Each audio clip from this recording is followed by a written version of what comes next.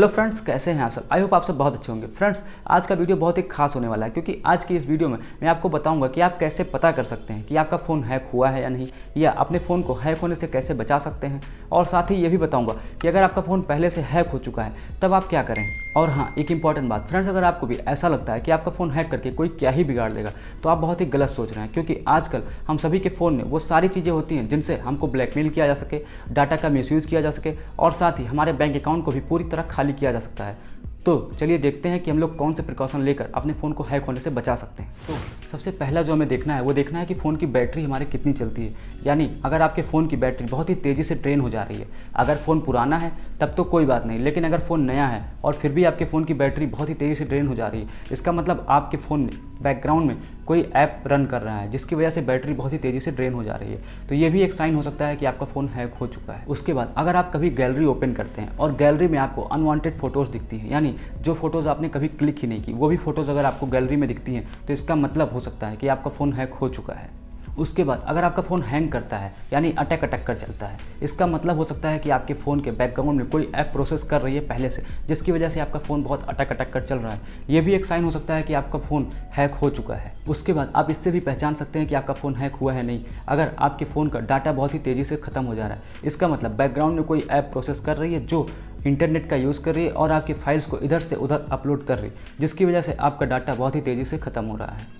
उसके बाद अगर आपको कभी ऐसा दिखता है कि आपके कॉल्स में कुछ अनवांटेड कॉल्स पड़ी हुई हैं या मैसेज में आपको कुछ अनवांटेड मैसेज पड़े हुए हैं जो आपने कभी मैसेज किए ही नहीं या कॉल किया ही नहीं, फिर भी वो नंबर आपको दिख रहा है, तो इसका मतलब आपका फ़ोन रिमोटली कहीं से एक्सेस किया जा रहा है। इसका मतलब आपका फ़ोन हैक हो चुका है। उसके बाद अगर आपके फ़ोन में बार बार एड्स दिखाई देते हैं, फुल स्क्रीन एड्स दिखाई देते हैं, तो अगर आपने कोई एड्स का एप्लीकेशन इंस्टॉल करके नहीं रखा है तो इसका मतलब कि आपके फ़ोन एक साइन हो सकता है कि आपका फ़ोन हैक हो चुका है।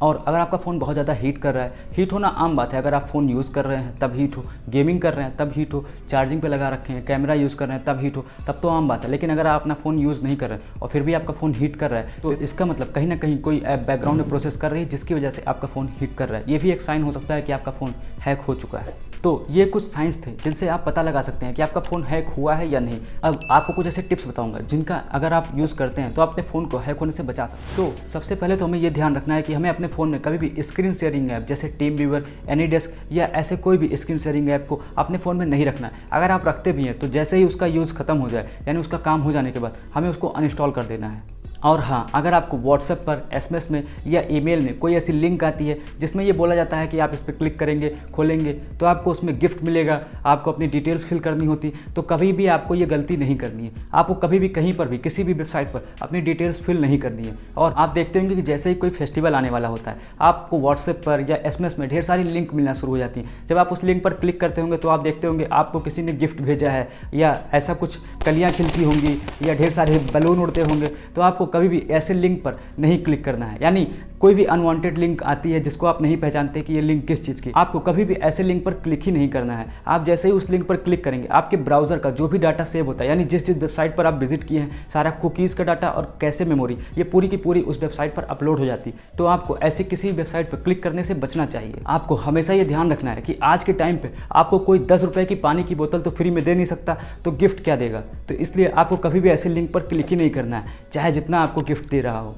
और ब्राउजिंग करते समय अगर आपको रैंडम पॉपअप्स आते हैं तो आपको कभी भी उन पॉपअप्स पर क्लिक नहीं करना है। आपको बहुत से पॉपअप्स आते होंगे कि आपका फ़ोन हैंग हो चुका है, या आपको ये एंटीवायरस की ज़रूरत है, या ऐसा वैसा जो भी आपको पॉपअप्स आते, कभी भी आपको उन पॉपअप्स पर क्लिक नहीं करना है। आपको हमेशा ये ध्यान रखना है। और बहुत से लोगों को और बहुत सी लड़कियों को ऐसा लगता है कि उनका व्हाट्सएप हैक हो चुका है या वो उनका व्हाट्सएप कोई और यूज कर रहा है, तो उसके लिए सिंपली आपको अपने फ़ोन में व्हाट्सएप ओपन करना है। व्हाट्सएप ओपन करने के बाद आप ऊपर 3 डॉट्स को देखेंगे, 3 डॉट पर आपको क्लिक करना है। उसके बाद आपको लिंक डिवाइसेस दिखेंगे, आपको लिंक डिवाइसेस में जाना है और वहाँ पर अगर कोई डिवाइसेस लिंक है तो उसको आपको लॉग आउट कर देना है। वहाँ पर आपको रेगुलरली चेक करते रहना है कि कोई और डिवाइसेस तो नहीं लिंक है। अगर लिंक है तो आपको उसको हमेशा लॉग आउट करते रहना है। और अगर आप चाहते हैं कि आपका व्हाट्सएप कोई और यूज़ ना कर पाए तो आपको अपने फ़ोन में व्हाट्सएप को ओपन करना है। उसके बाद आपको 3 डॉट्स पर क्लिक करना है फिर से। उसके बाद आपको नीचे सेटिंग का ऑप्शन दिखेगा, आपको सेटिंग पर क्लिक करना है। उसके बाद आपको अकाउंट वाले ऑप्शन में जाना है। अकाउंट वाले ऑप्शन में जाने के बाद आप देखेंगे कि यहाँ पर आपको 2 स्टेप वेरिफिकेशन दिखाई देगा, आपको उसको टर्न ऑन कर लेना है। व्हाट्सएप में 2 स्टेप वेरिफिकेशन को ऑन करने के बाद उसमें आपसे